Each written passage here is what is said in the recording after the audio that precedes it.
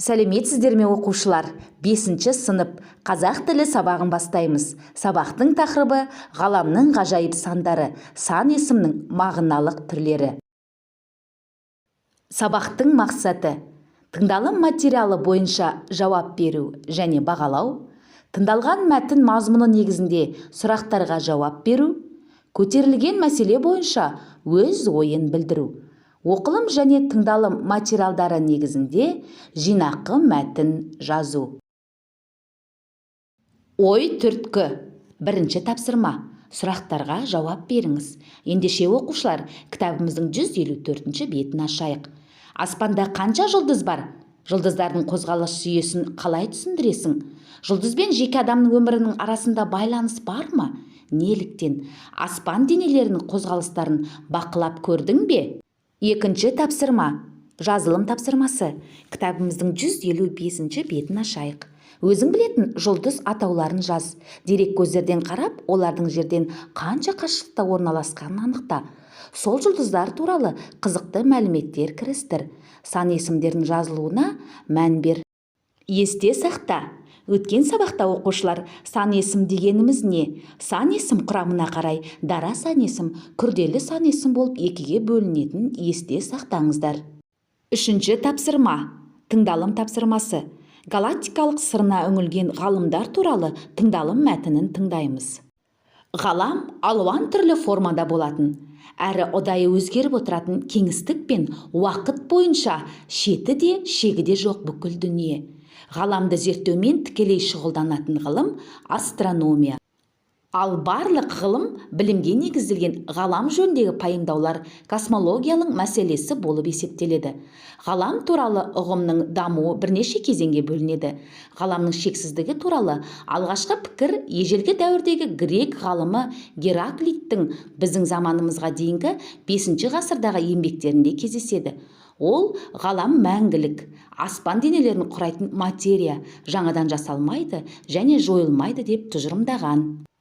Одан кейінгі дәуірлерде жердің шар тәрізді екенін және аспан шырақтарының бір-бірінен алшақтығын анықтауға байланысты зерттеулер жүргізген.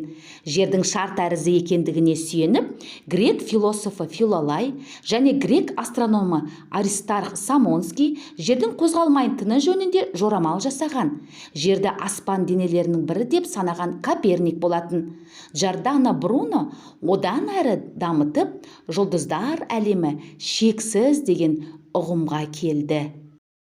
5-ші тапсырма. Жазылым тапсырмасы. Тыңдалым материалы бойынша 5-ші тапсырманы орындаңыздар.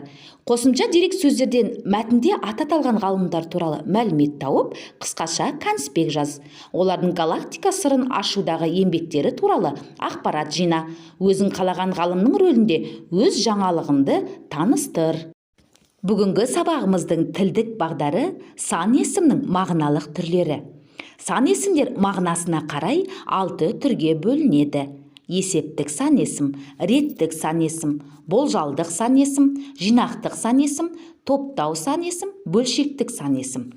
Есептік сан есім заттың нақтылы санын білдіріп, өзге сан есім топтарының жасалуына негіз болады. Мысалы 1, 2. Реттік сан есім есептік сандарға ыншы, інші жұрнақтары жалғану арқылы жасалады. Мысалы 1, 2, 3. Жинақтық сан есім 1-ден 7-ге дейінгі есептік сан есімдерге ау-еу жұрнақтары жалғану арқылы жасалады. Мысалы 1, 2, 6. Топтау сан есім дан, ден, тан, тен қосымшаларының жалғануы арқылы жасалады.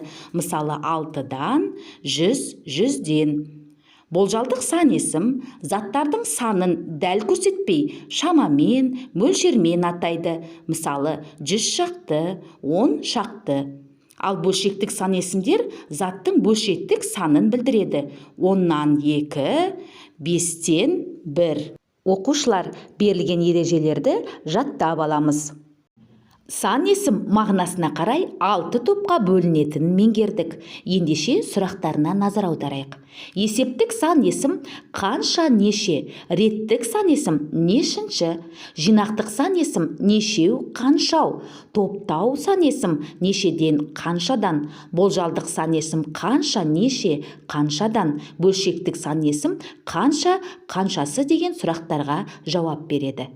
Ендеше оқушылар, семантикалық карта тапсырмасын орындайық. Сан есім мағынасына қарай 6 топқа бөлінетінін білесіздер. Сіздерге мысал берілген. Әр топтың қатарына қосу таңбасын қою арқылы тапсырманы орындаймыз. Менің жекеме тапсырманы орындап жіберіңіздер. Назарларыңызға рахмет, зейіндеріңіз ашылсын.